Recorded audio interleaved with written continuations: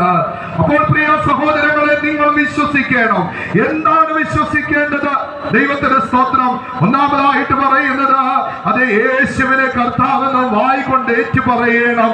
ദൈവം അവനെ മരിച്ചവരുടെ ഇടയിൽ നിന്ന് ഉയർപ്പിച്ചുവെന്ന് ഹൃദയം കൊണ്ട് വിശ്വസിക്കണം. ദൈവത്തിന്റെ സ്തോത്രം.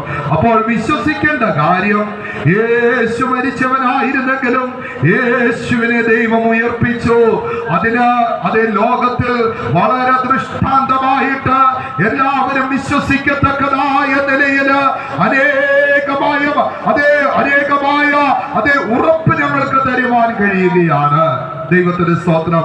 അതിലൊരു പ്രധാന ഉറപ്പാണ് യേശുവിനെ മരിച്ചവരുടെ ഇടയിൽ നിന്ന് ഉയർപ്പിച്ചു എന്നുള്ളതിന്റെ വ്യക്തമായ ഒരു ഉറപ്പാണ്. ലോകത്തിൽ യെരൂശലേമിന് സമീപത്തുള്ളതായ കല്ലറകളിൽ ഒന്ന് ഇന്ന് തുറക്കപ്പെട്ടി കിടക്കുകയാണ്. ഒരിക്കൽ അടയ്ക്കപ്പെട്ടതായ കല്ലറയായിരുന്നു. അതിനുള്ളിൽ ഒരു ഭൗതിക ശരീരം വെച്ചിരുന്നു. ഇന്നും അവിടെ പല ഭാഷകളിൽ എഴുതി വെച്ചിട്ടുണ്ട്, അവൻ ഇവിടെ ഇല്ല, അവൻ ഉയർത്തെഴുന്നേറ്റിരിക്കുന്നു.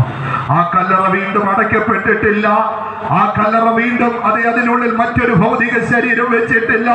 മുഴുവൻ സാക്ഷ്യമായിട്ട് യേശു ഉയർത്തെഴുന്നേറ്റുമെന്നുള്ളത് ലോകത്തോട് വിളിച്ചു പറയുകയാണ്. അവൻ ഇവിടെ ഇല്ല, അവൻ ഉയർത്തെഴുന്നേറ്റി